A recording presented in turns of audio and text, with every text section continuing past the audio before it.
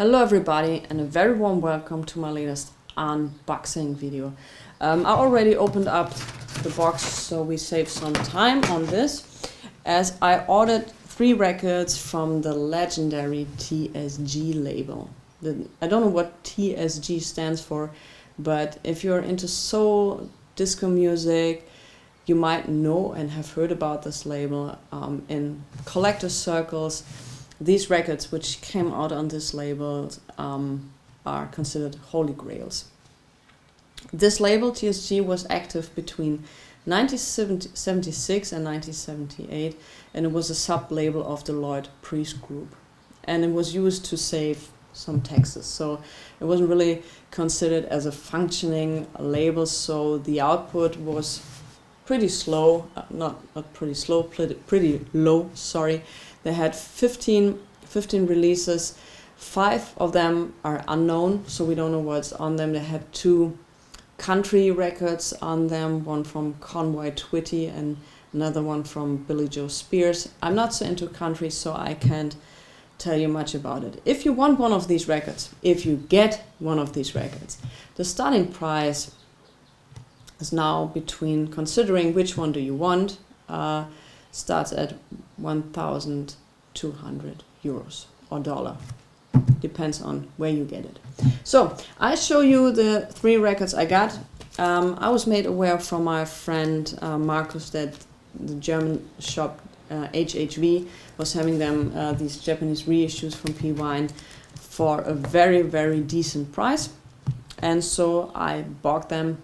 I had them digitally, at least 2 of these, and now I have them on the record because I'm pretty sure that once you hear the story I have to tell you about one of these records, I'm pretty sure that I'm not having one of these ever as an original in my collection. I highly, highly doubt that. So let's talk about the 3 reissues I got. I opened them up. I'm quite happy with how they look. And they are starting in price dramatically. Some of these you can get for 30 bucks. I have seen one of these for 50 bucks in stores. So if you have a chance to get them for a decent price, go and get them while you can, and if you like the music. This one, Spice, Let There Be Spice, is the most famous one, I think. I have seen during the time I'm collecting for the 20 years, around that time, I have seen this coming up 3 times as an original.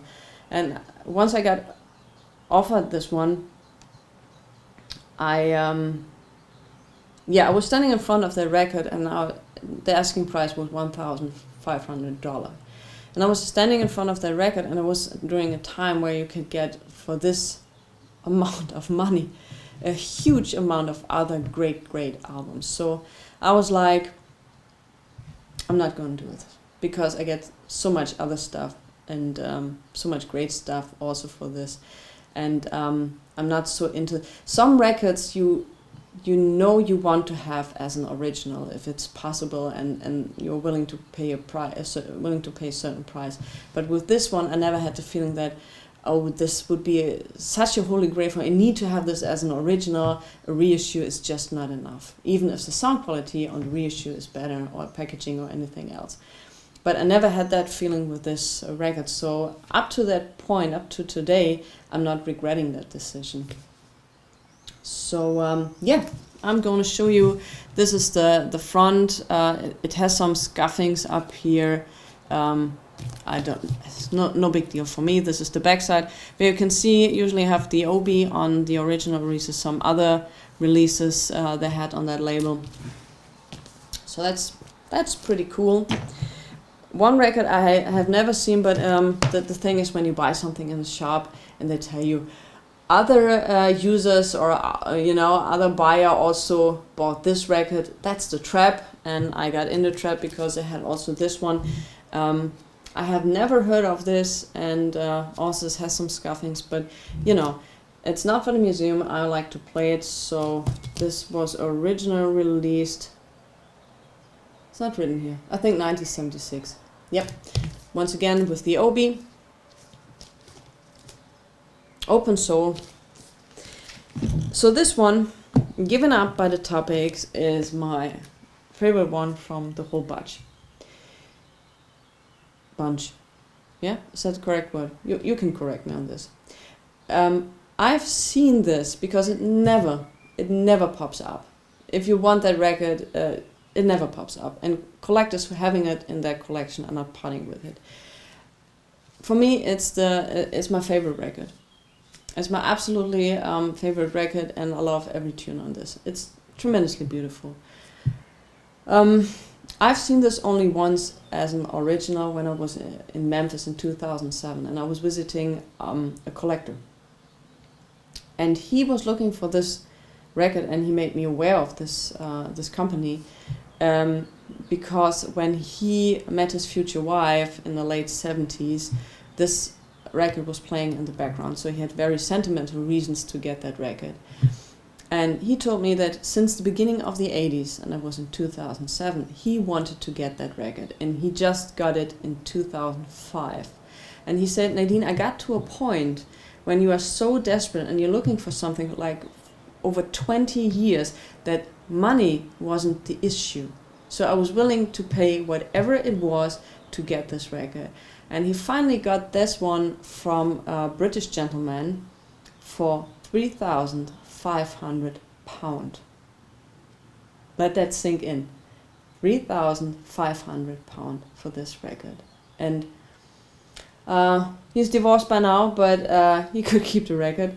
So that was the big thing for him. And he said he said, I can't describe you the feeling when I was finally having this record. And in this case, you know, I like the music very much, so I can understand it.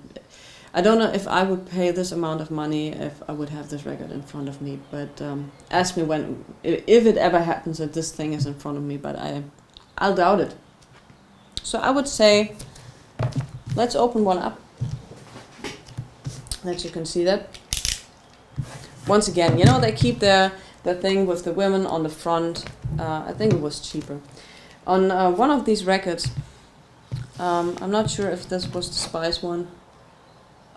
They say on the back cover 10 tracks, but on the label it's 8 tracks, and it's 8 tracks and not 10 tracks. So you can imagine how the quality control on all of this was at that time, because like I said, it was only meant to be used to save taxes. But they had some highly talented artists up there, and you know. Did you hear that Vinyl Me Please is now offering a knife for you guys to open up records? And they offer this knife for, I think, $79. This thing costed $5. It does the same job. I saw that this morning. I was pretty much confused about this. But some people bought it, so maybe they haven't heard of these kind of knives, or the other one is more practical. So yeah, that's the Obi thing. So this is without the plastic. It's very thick cardboard. I'm surprised. It's very thick cardboard. And it's a polyline inner sleeve. Oh my god. There's something else inside. I can't believe it. Are you ready for the treasures? P-Vine. Vinyl goes around. They have this. There was this card inside the record. So I would have loved to know if these records were made, because there were many bootlegs from these records.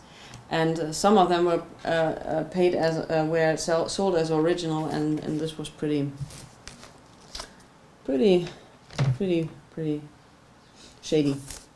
Let me say it that way. All right.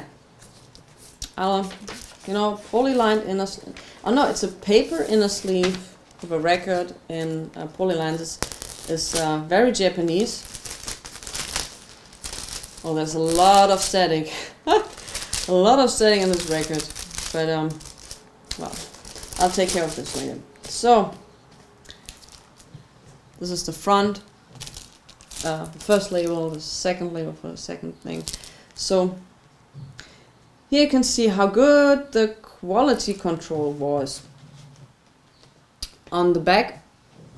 They say the first track is, what does it say? You've got the power. On the label, it's God and You. And the second track is Got to Get Back to You. And they didn't care. They didn't care.